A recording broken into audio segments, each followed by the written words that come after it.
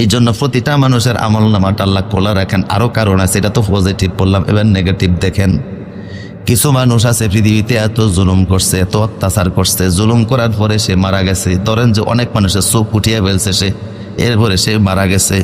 এখন এই লোকটা আরো 50 বছর বাচ্চা ছিল, চোখে দেখে না, যেই তার চোখ উড়াইছে এই লোকটা যতবার হাত মারবো মনের একটা কষ্ট আছে না নাই? আল্লাহ আমাক ডাকাইতের কারণে আমি 2 চোখে দেখি না, কথা কোন না কয় না। এই যে তার বদদুয়া, এই যে তার অভিশাপ, তার আমলনামা যদি সিজ্জিনে চলে যায় তাইলে এগুলি তার কবরও যাইব কিভাবে? সিনেমার হল পানি আসে, কবরে চলে গেছে। খুব ভালো মানুষ ছিল, লোকেরা জানাজা দাঁড়িয়ে কয় আসলে বানাইছে কি? যত লোক সিনেমা দেখবে, নাটক দেখবে, গান দেখবে, যত খারাপ কাজের আয়োজন করে গেছে, মদের আড্ডাখানা দিয়েছে, মদের জন্য বার দিয়েছে, যত পাপ কাজ করে গেছে, এখন সে মারা গেছে, তার আমলনামা যদি বন্ধ থাকে গুনার অংশ ডুববে কিভাবে?